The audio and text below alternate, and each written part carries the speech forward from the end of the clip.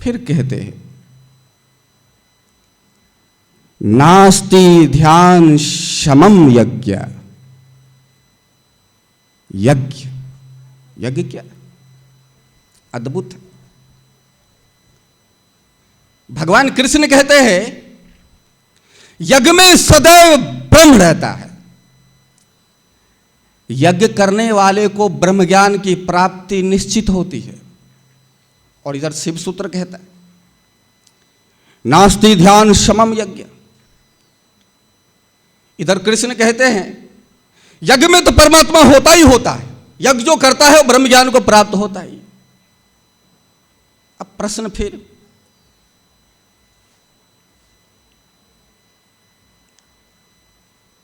कैसा यज्ञ?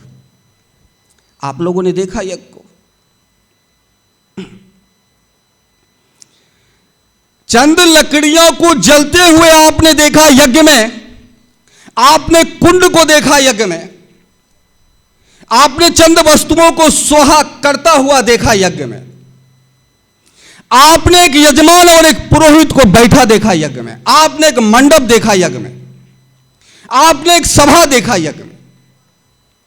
भगवान कृष्ण कहते यज्ञ में ब्रह्म है, यज्ञ करने वाले को ब्रह्म की प्राप्ति होती है।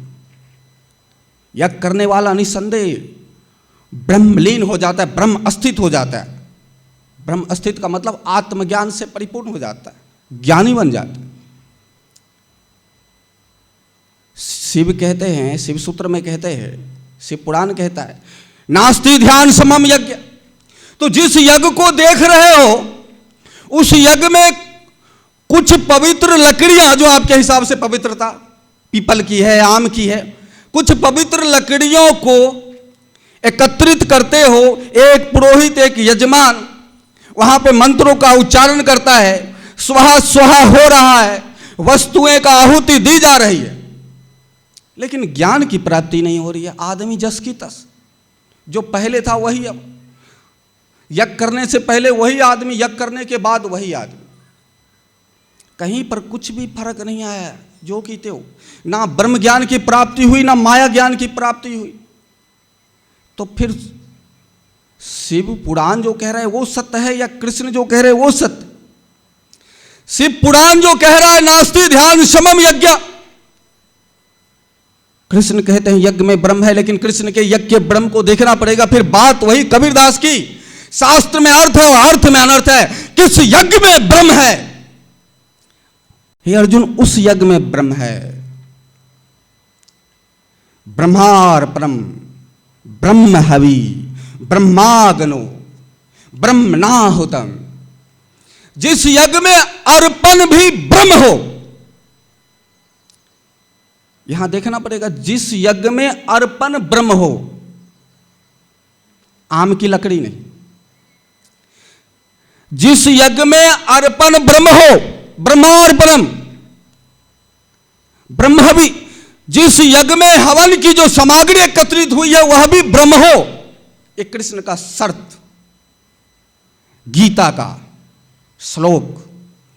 ब्रह्मार्पणम, जिस यज्ञ में अर्पण ब्रह्म हो, जिस यज्ञ में हवि हवि ब्रह्म हो, ब्रह्मणा ब्रह्माग्नो, जिस यज्ञ में अग्नि भी ब्रह्म हो, ये जो जलाए वो नहीं, जिस यज्ञ में अग्नि भी ब्रह्म हो, ब्रह्मणा हुतम, और जिस यज्ञ में कर्ता भी ब्रह्म हो, और जो ब्रह्म के साथ स्वाहा स्वाहा हवन कर रहा है वह भी ब्रह्म हो, तब ब्रह्म हो तेन गंतव्यम ब्रह्म कर्म समाधिना।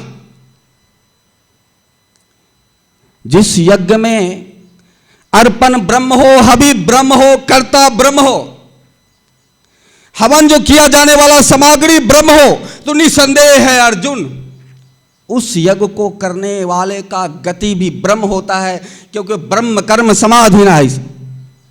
अब वो कैसा यज्ञ होगा कि ब्रह्म कर्म समाधिना?